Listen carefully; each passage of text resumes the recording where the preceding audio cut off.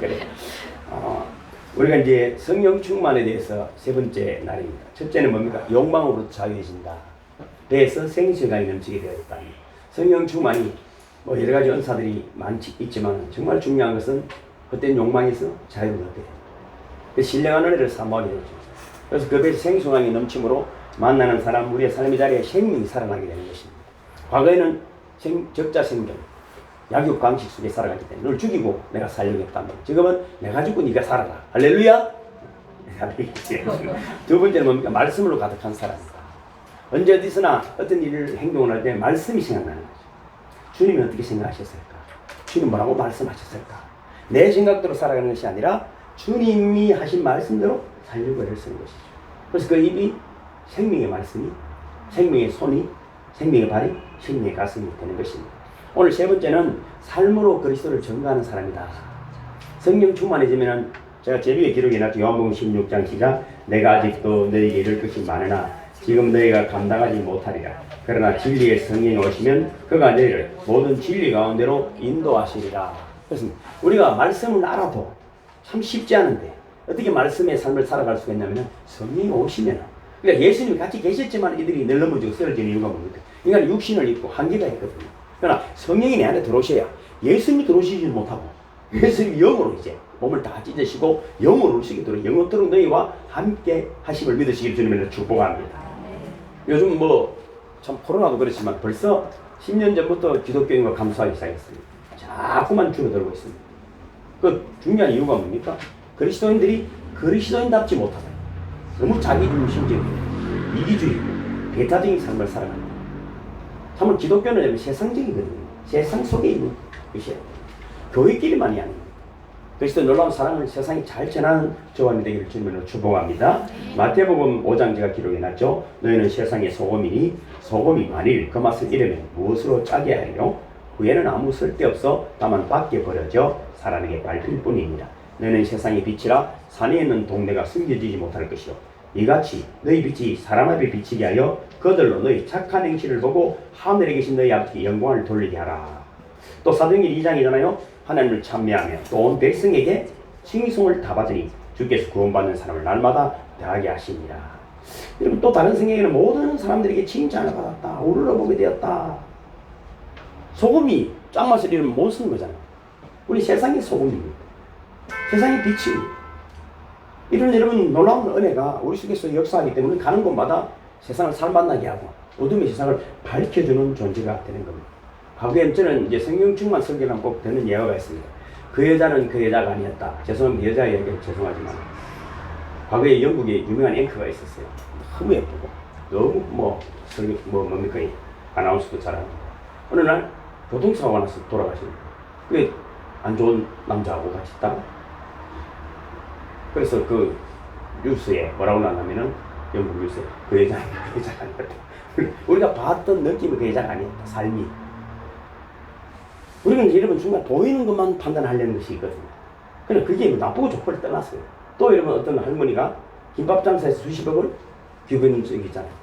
그런데 알고 보면은 그 할머니가 얼마나 욕도 많이 얻어먹겠어요.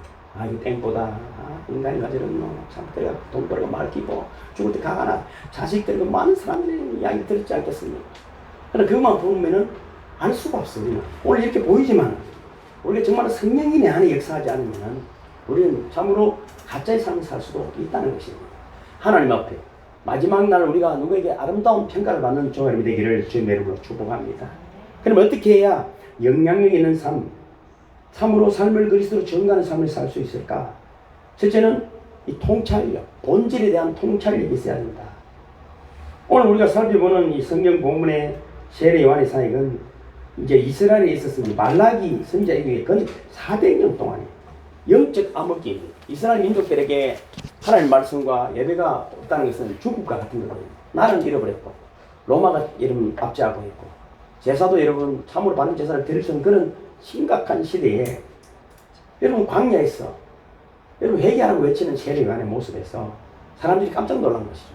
잠만 죽을 수도 있고 성전에서 외치는 것도 아니고 광야에서 메뚜기를 보아 성층을 먹고 약대 트롯을 입고 회개하라고 감히 누구에게 이 죄인이니까 회개하라 소리를 누가 하겠어요?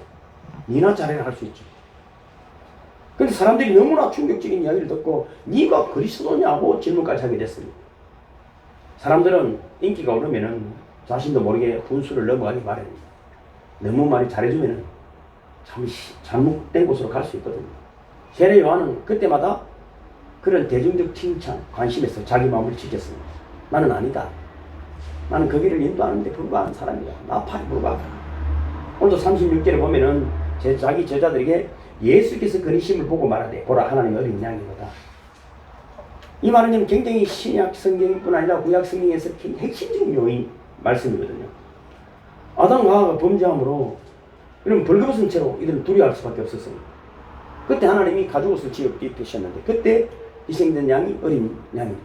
그 이후에 여러분 잘 아시는 대로 모든 제사 6월절에도 어린 양의 피로 우리 모든 죄를 덮어주시고 패스오버라고 말하지 않습니까? 모든 죄와 심판이 너무 지나가는 그런 여러분 은혜를 어린 양의 피로 하셨는데 그럼 갑자기 자기가 그리스도가 아니고 예수님을 향해서 저분이 하나님의 어린 양이다. 그래서 세례 요한이 굉장히 심각한 깊이 있는 복음을 알고 계셨다는 것입니다. 그냥 저분이 능력 있는 분도 이렇게 말하는 것이 아니고 하나님 어린 양이다. 저분이 희생당할 것이라는 걸 알고 있었어요. 창세기 3장 15절 제가 기록해 놨으니까 시작. 내가 너로 여자와 원수가 되게 하고 너희 후손도 여자의 후손과 원수가 되게 하리니 여자의 후손은 내 머리를 상하게 할 것이요 너는 그의 발꿈치를 상하게 할 것이다.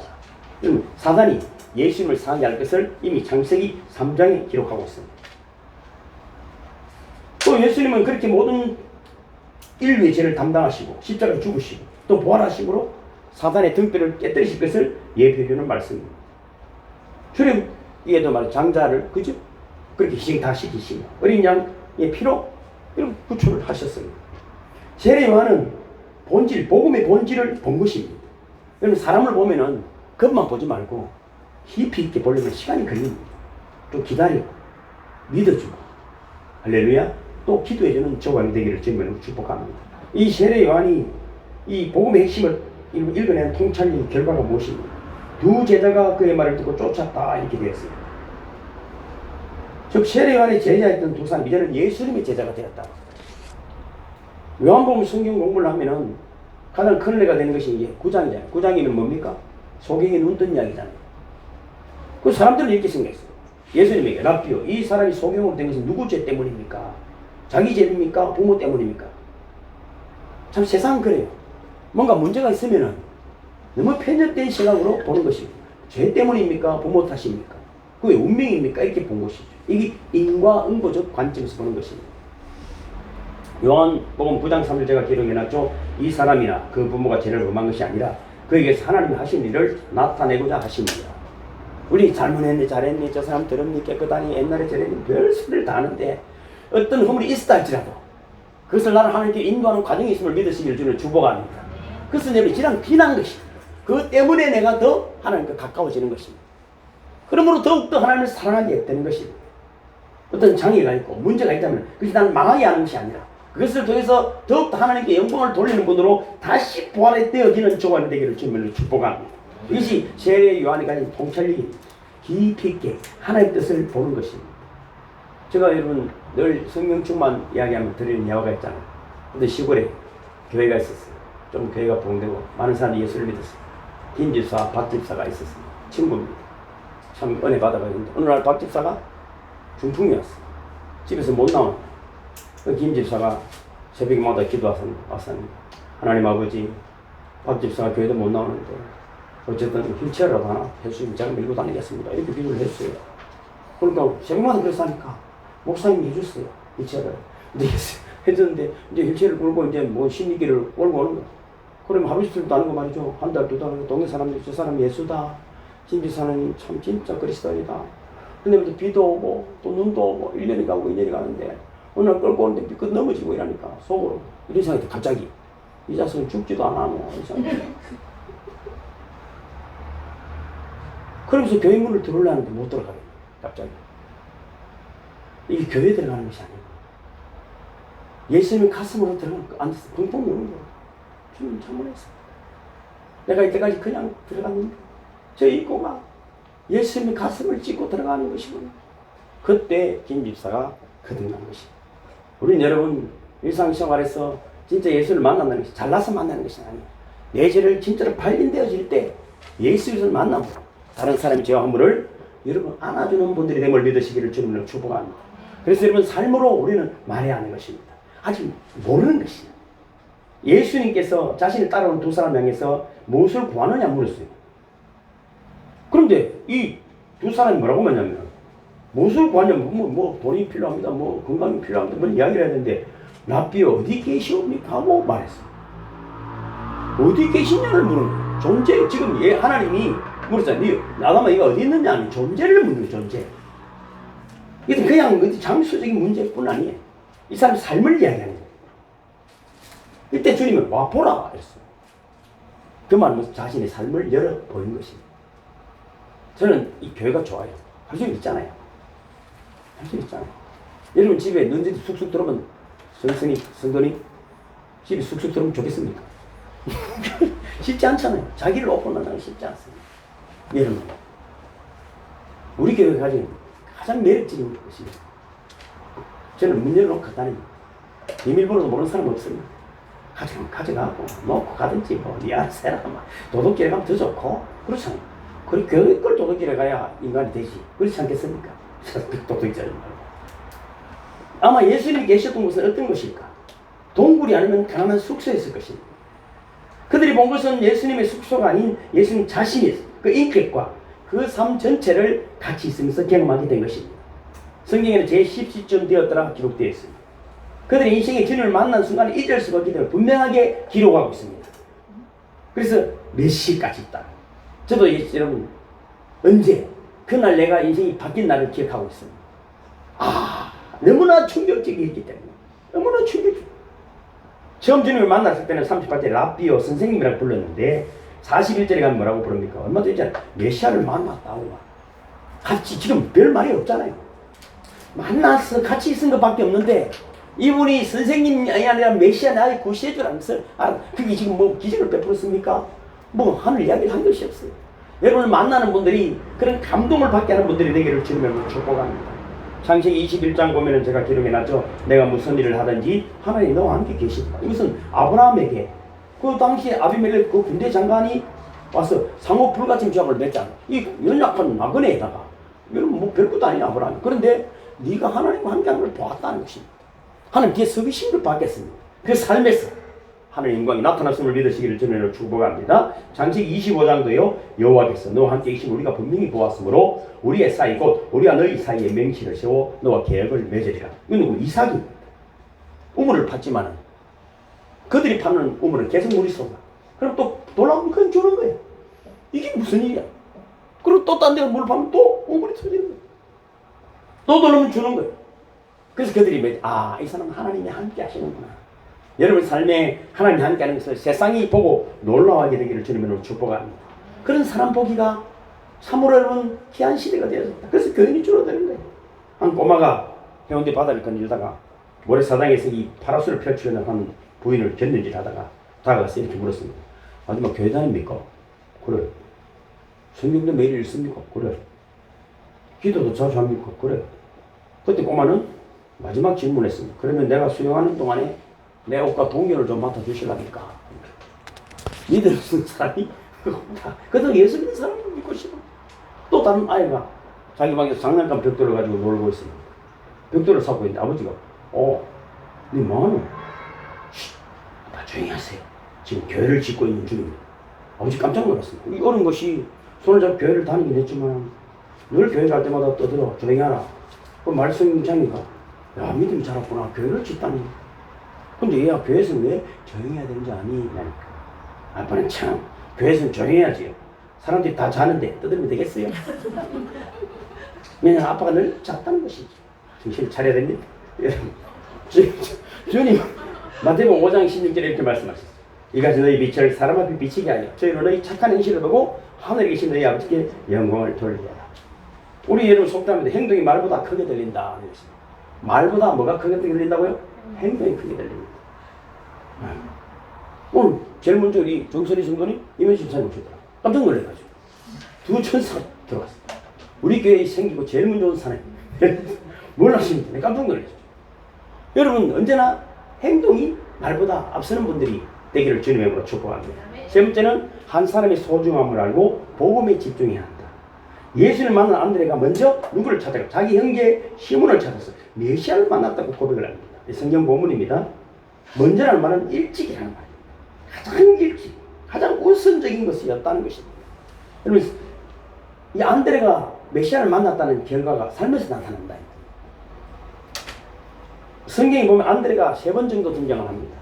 본문에서 베드로를 예수께로 데려온 일입니다. 그리고 요한복음 6장에 가면은 오병이어 기적을 행할 때 소년을 예수께로 데려온 일을 합니다. 12장에 가면은 이제 헬라인들을 예수님 앞으로 인도하는 기록이 되어 있습니다. 그러니까 뭔가 하나 주님 앞으로 인도하는 모습이 안드레가 있어요. 이처럼 안드레의 삶의 목적은 오직 사람을 예수께로 돌아오는 것입니다. 이분의 은사, 이분의 사명이에요. 안드레는 자기가 만난 예수를 자신에게만 머물게 할 수 없다. 이 놀라운 일을 너희들이 보라. 누가 시킨 것이 아닙니다. 그런데 안드레가 더 매력적인 것이 있습니다. 베드로를 데리고 왔고, 베드로보다 먼저 신앙생활을 했고, 또 영적인 선배요 아비입니다. 안드레 공이 얼마나 큽니까? 네가 내 때문에 예수 믿었다. 그런데 예수님께서 백부장 야이로의 딸을 살리는 엄청난 기적의 현장, 변화산의 현장, 게시라는 동산에서 기도할 때 안드레의 이름은 없습니다. 성경 어디에도 그것 때문에 안드레가 섭섭하게 생각하거나 질투하거나 자기 열등감에 빠진 모습을 하지 않습니다. 오히려 거룩한 사명과 목적에 집중하는 것을 발견할 수 있습니다. 예수를 만나 자기 중심성이 깨어지고 오직 사명의 우선순위를 두는, 오직 하나님 앞에 살아야 돼.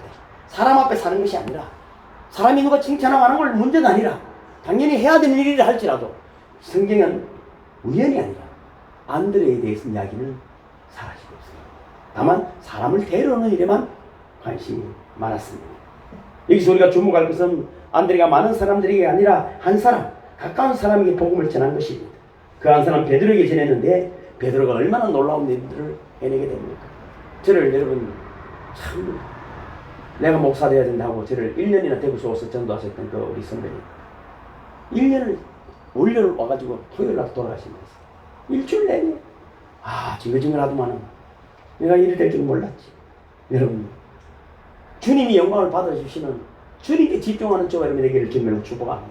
때는 힘들고 지칠 수 있지만 오직 주님만을 바라보는 저와 여러분이 되기를, 은혜의 강가교가 되기를 주님으로 축복합니다. 2차 세계대전이 발발했을 때 네덜란드 여행의 동인도에 몇몇 선교사들이 이제 전쟁이 들어오고 막 일본이 쳐들어오고 이건 도저히 있을 수 없으니까 자 다시 고향으로 돌아가야 되는가를 생각하게 됐습니다. 왜 사람들도 없고. 그래서 이 선교사님 모임 속에서 우리가 기도하기 시작했습니다. 뭐라고 말했냐면 우리가 의논하지 말고 그냥 기도합시다.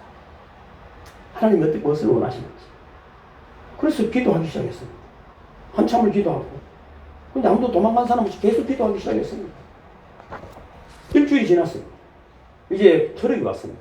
거기라도 데리고 가려고, 전쟁이니까. 근데 떠나야 된다고 그러기 전에 한 사람도 없었습니다. 그 당시 있었던 유명한 그 제프리 박사가 이렇게 말했습니다. 하나님께서는 남편과 아내가 서로 반대하는 경우로 혼란스럽게 역사하지 않으셨습니다. 이것이 우리를 향한 그분의 인도하심이라 확신합니다. 아무도 돌아가고 싶은 마음을 가지지 않았다는 것입니다. 배도 기다리고 있습니다. 저는 타지 않았습니다. 트럭도 타지 않았습니다. 그들은 고향으로 돌아가기 위해 왔던 배를 타지 않았습니다. 그런데 3일 후에 어떤 일이 생겼습니다. 네덜란드로 데려가기 위해 왔던 배는 생존자 하나 없이 일본에게 침공을 받아서 사라지고 말았다는 것입니다. 인본주의가 무엇입니까? 보이는 것이 집중하는 것입니다. 우리는 들리는 것, 하나님 일에 집중하는 분들이 되기를 주님을 축복합니다. 하나님의 음성을 듣는 자들이 되기를 주님을 축복합니다. 몇 년 전에 보면 어디 고등학생들 캠프에서 익사사고가 있었지 않습니까? 해병대 캠프를 실습한다고 하는데 말 사람들이 그 바다는 위험하다고 말하는데 물에 들어가지 말라고 경고했는데 그리고 해병대는 자기만 믿고 들어갔다 나오자 했는데 구명조끼도 없이 들어갔다가 다 몰사했습니다. 교관의 눈은 자기만 생각하는 또 들어보지도 않았잖아요. 저는 교회를 그렇게 생각합니다. 크고 화려한 것도 정말 중요하지만 영적인 경험 없는 목사가 얼마나 위험한가 하는 것입니다. 그런 이야기만 하는 것이 아니라 인생의 깊은 골짜기, 죽음의 골짜기를 건너온 자들이 여러분 그것을 인도하는 그런 교회가 되었으면 하는 것입니다. 인생의 경험이 없는 자가 말만 살아있다면 얼마나 위험한 일입니까? 앞으로 걸어가는 친구들만 따라간 것입니다. 친구들 따라갔다가 다 물에 빠져 죽는 것입니다. 과거에 여러분 그래도 괜찮아는 책이 있었어요. 이거는 하신주 선교사님이 쓴 책입니다. 이분이 여러분 선교사도 하고 여러 가지 일을 하지만 선교사로 외국에 자라니까 아들이 방황을 하는 거죠. 너무 방황하고 술, 담배 이거는 도대체 왜 이러냐. 그런데 어느 날 기도하는데 하나님 말씀을 주셨어요. 로마서 4장 18절 아브라함이 바랄 수 없는 중에 바라고 믿었으니 네가 바랄 수 없는 상황이지만 믿어라. 이 말씀이 드물린 것이다.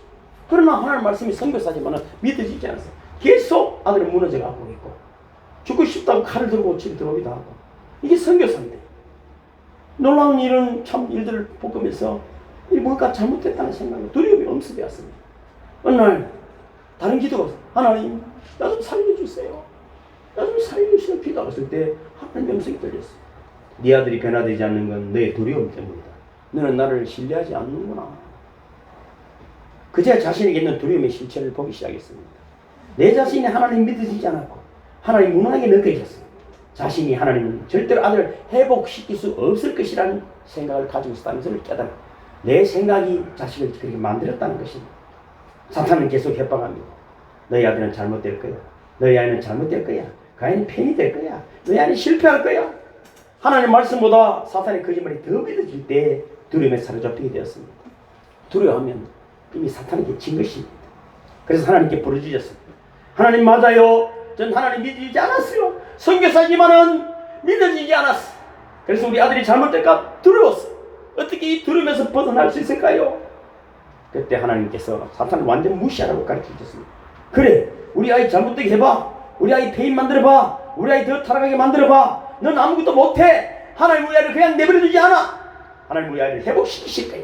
예수 그리스도 이름으로 명하노니 두려움의 영은 떠나갈지어다. 이렇게 날마다 외쳤습니다. 아이 잘못되게 해봐. 할 수 있을 것 같아. 그냥 놀라운 일이 일어나기 시작했습니다. 자신의 두려움이 깨지는 만큼 아들이 30%, 50%, 70% 여러분 우리 삶에 나타나는 모든 안타까운 현상들은 믿음이 연약함 때문입니다.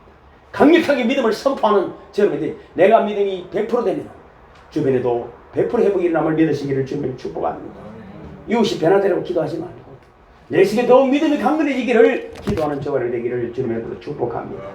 오늘 말씀을 여러분 정리하면서 제가 요한일서 1장 3절 제가 밑에 기록해놨죠. 시작. 우리가 보고 들은 바를 너희에게도 전하면 너희를 우리와 상이 있게 하니 우리의 사귐은 아버지와 그 아들 예수 그리스도와 함께합니다.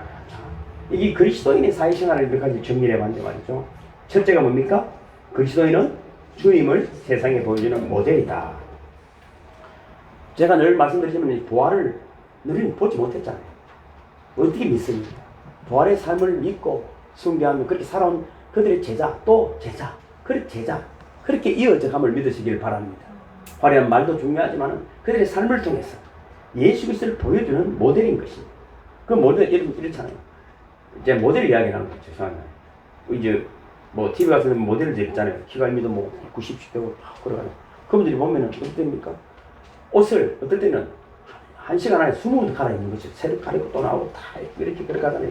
이렇게 걸어가고 또 가서 갈아입고 가는데 그럼 그 옷을 입는데 배도 툭 튀어나오고 죄송해요. 배 나오고 티 나오고 막 뭐 걸어갈 때 이렇게 했어요. 모델이 자신을 딱 벌어가지고 딱 해가지고 그래서 옷 딱 몸매가 굶고 그죠? 안에 속옷 하나도 입지 않고 딱 걸칩니다. 그 실루엣이 다 나타나는 쫙 자세로 멋있습니까? 우리도 마찬가지입니다. 옷을 잘 보여주기 위해서 자신을 감량하고 자신의 체액을 바꿔서 가는 것입니다. 다듬어가는 것입니다. 한 끼 먹는 것조차도. 그 말은 무슨 말입니까? 우리도 자기를 부인하고 자기 헛된 생각들을 내려놓고 주님의 생각으로 채워가서 우리의 영광과 육이 주님의 모델이 되기를 주님으로 축복합니다. 두 번째는 뭐라고 했습니까? 그리스도인들은 세상이 들여다보는 진열장이 되어야 한다. 언제든지 제가 청결입니다. 보라. 오늘 예수님 그랬잖아. 와보라. 무엇을 구하는 와보라. 언제든지 당당하게 보여줄 수 있는 분들이 되기를 주님으로 축복합니다. 여러분 어떤 모습이 할지라도 야 저기는 다르구나. 저렇게 사는 것이 예수 믿는 것이구나. 그런 여러분 멋있는 여러분 진일장이 되기를 주님으로 축복합니다. 세 번째는 뭡니까? 그리스도인은 행동한 예수님의 손과 발이다. 보시잖아요. 하나님은 손과 발을 가지고 일을 하시지 않습니다. 말씀을 일하시고 우리는 예수님의 손과 발이 되고 하나님의 손과 발이 되어져서 세상을 다스리고 통치하고 역사하는 분들이 되기를 주님을 축복합니다. 내 손을 내밀 때 생명이 살아나고 내 발을 움직여서 가는 곳이 하나님 나라가 되는 역사가 있기를 주님의 이름으로 축복하는 것입니다. 네 번째는 뭡니까? 시작. 세상의 어둠을 물리치는 빛입니다. 제가 성각 이야기를 했잖아요. 자꾸 우리는 성각을 이분법적으로 보면 하는데 악은 선의 결핍이다. 어둠은 빛의 결핍이다. 그리고 여러분이 빛이 가는 곳마다 밝아짐을 믿으시기를 주님을 축복합니다. 주님으로 가득 말씀을 가득 채우시고 내 배에 생수만이 흘러넘치기 때문에 가는 곳마다 생명이 살아남을 믿으시기를 주님을 축복합니다. 복잡하게 생각할 것은 가면 된다. 머리 아플 것도 없습니다. 손 내밀고 가면 된다.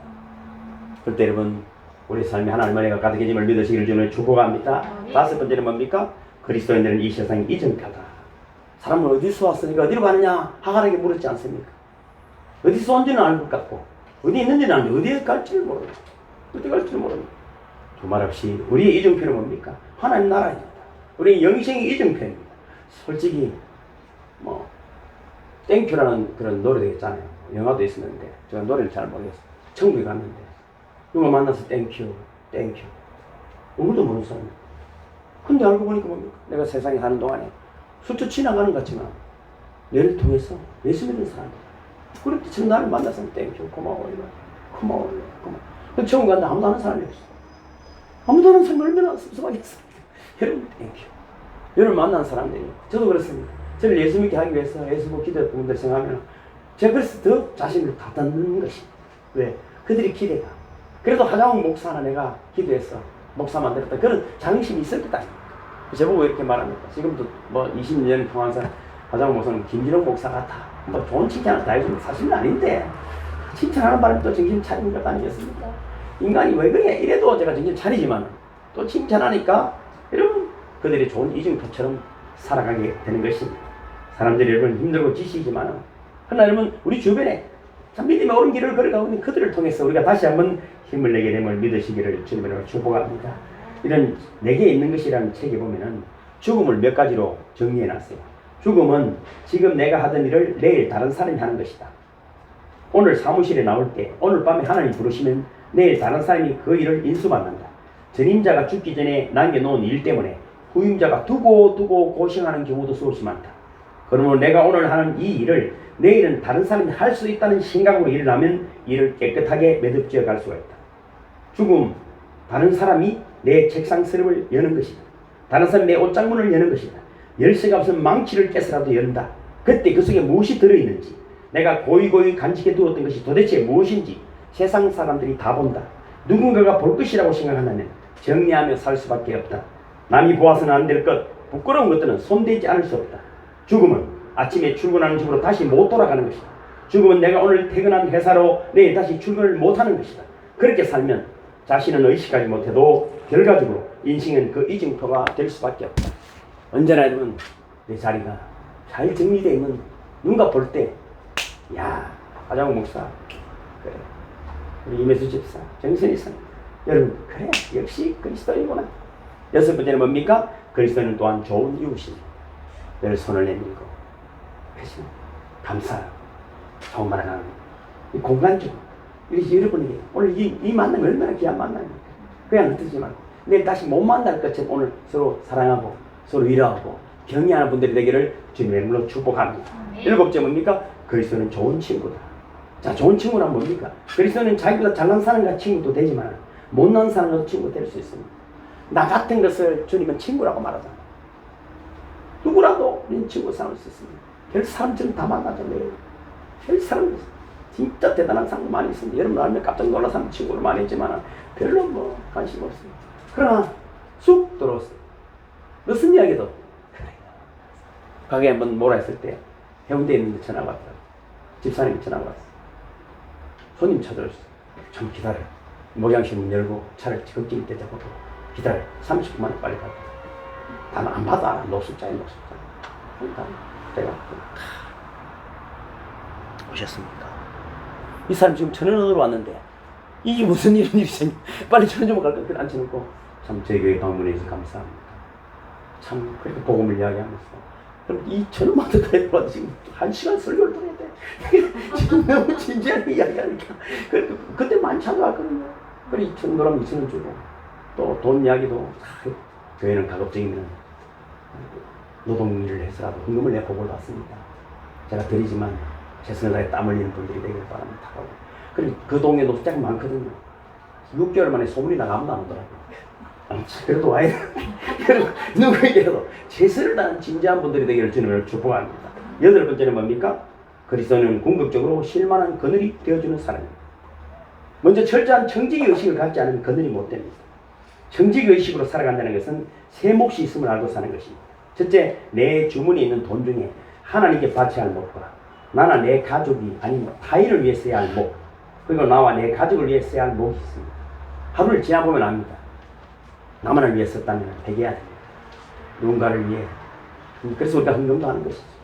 또 여러분 우리 가족을 위해서도 써야 합니다.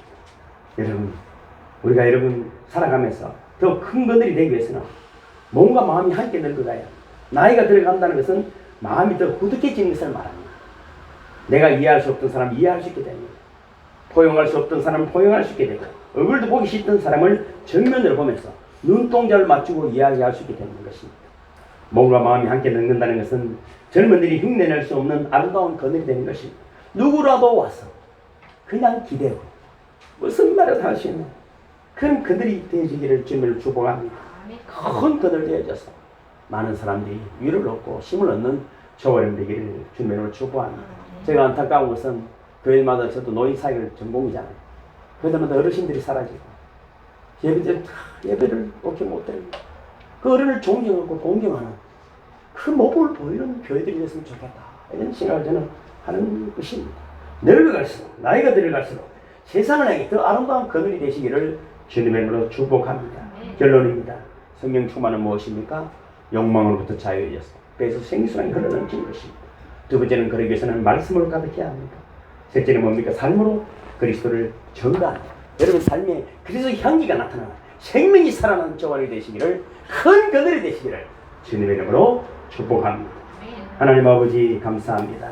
이 시대의 교회가 그리스도인들이 아니 우리 자신이 세상에서 매력을 주며 영향력을 끼치며 도전을 주는 삶이 되기를 원합니다. 행여 그렇지 못했다면 이 시간 회개하오니 성령 감동하여 주셔서 우리 배에서 생수형이 흘러넘치고 말씀이 생각나고 말씀대로 살며 세상에 아름다운 영향력을 나타내는 저희들이 될 수 있도록 은혜의 연을 다하여 주옵소서.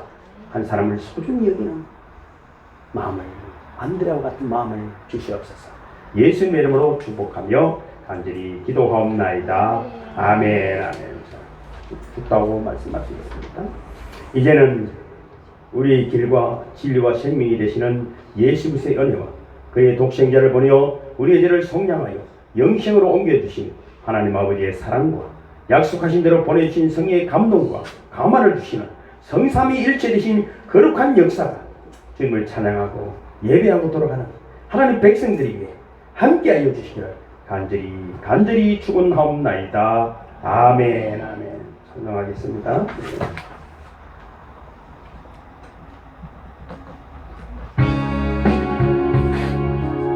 마음을 다하고 성품을 다하고 힘을 다하여서 여호와를 사랑하라. 내게 준 계명을 마음에 새기고 부지런히 이웃에게 전하여라. 그러면 내가 짓지 않은 건 집을 주리라. 내가 심지 않은 과실을 먹게 하리라.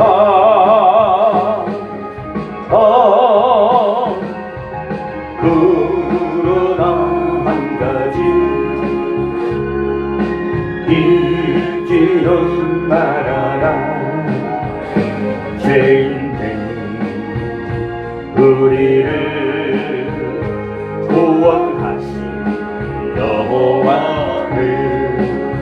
기도합시다. 오늘 주님 주신 말씀을 생각합니다. 참으로 욕망에서 자유, 말씀으로 가득한 삶은 그리스도를 전가하는 저희들이 되게 하심을 감사합니다. 주님, 우리 입에서 생생하게 흘러넘치고 늘 주님 말씀이 생각나고 우리가 주님의 손가락이 되었습니다. 그리스도의 놀라운 향기와 놀라운 아버지 영향력을 미치는 주님 되게 하심을 감사합니다. 오 주님 친히 안수하여 주시옵소서. 예배드리다가 찬양하다가 기도하다가 말씀을 듣다가 내 인생의 안드레와 같은 변화가 나타났다. 내 뜻이 기뻐 내 몸을 향하여 저희들 하시고 조금도 두려움이 없는 오직 예수로 세상을 살리는 저희들 되게 하여 주심을 감사합니다. 오 주님 감사합니다. 예수님 그리고 하신 예수로